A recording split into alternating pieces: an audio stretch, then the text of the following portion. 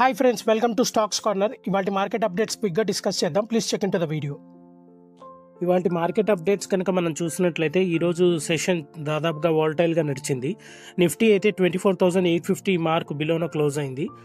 సెన్సెక్స్ కూడా 0.2% వరకు కరెక్ట్ అయింది. సో అందరి అటెన్షన్ ఈరోజు నైట్ రాబోతున్న ఫెడ్ మీటింగ్ అవుట్కమ్ గురించి ఉంది. అలాగే క్రూడ్ ఆయిల్ ప్రైజెస్ కూడా పెరిగాయి. మిడిల్ ఈస్ట్ టెన్షన్స్ ఏదైతే ఇరాన్ ఇజ్రాయెల్ మధ్య జరుగుతున్న వార్ టెన్షన్స్ కూడా మార్కెట్ వాలటైల్కి కారణమైంది. సో ఆ డీటెయిల్స్ మనం చెక్ చేసే ముందు ఒకసారి ఈరోజు మార్కెట్ గురించి చెక్ చేద్దాం. ఇవాళ మార్కెట్ కనుక మనం చెక్ చేసినట్లయితే సెన్సెక్స్ 138 పాయింట్స్ కరెక్ట్ అయ్యి 81,444 దగ్గర క్లోజ్ అయింది.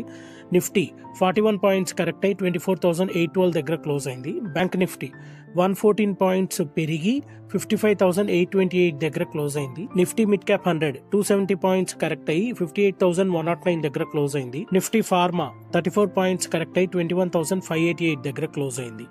అలాగే ఇవాళ టాప్ గెయినర్స్ టాప్ లూజర్స్ ఈ విధంగా ఉన్నాయి.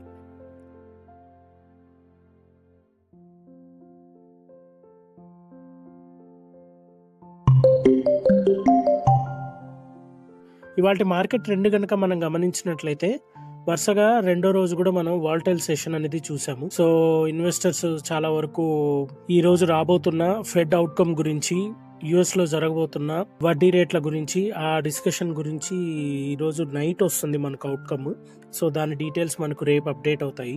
సో అలాగే ఆన్ గోయింగ్ టెన్షన్స్ ఏదైతే మనకు మిడిల్ ఈస్ట్ లో ఇరాన్ ఇజ్రాయెల్ మధ్య జరుగుతున్న వార్ టెన్షన్స్ వల్ల ఈ రోజు మార్కెట్ కంప్లీట్ గా వాలటైల్ సెషన్ గా నడిచింది. సో క్లోజింగ్ వచ్చేసరికి సెన్సెక్స్ 138 పాయింట్స్ కరెక్ట్ అయితే నిఫ్టీ 41 పాయింట్స్ కరెక్ట్ అయింది.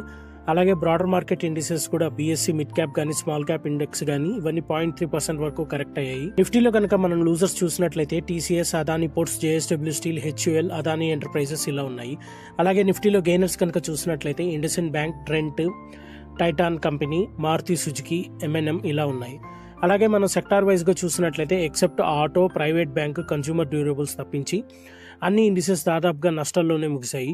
IT, media, metal, oil, gas, realty sector ఇవన్నీ 0.5 to 1% వరకు కరెక్ట్ అయ్యాయి. బీఎస్సీలో అయితే దాదాపుగా 52 వీక్ హైక్ గాను 70 స్టాక్స్ వరకు టచ్ అయ్యాయి. వాటిలో చెప్పుకోదగినవి AU small finance bank, Lumax industries, Aditya Birla capital, Redington, అవిన్ ఫ్లోరెన్ ఇలా ఉన్నాయి.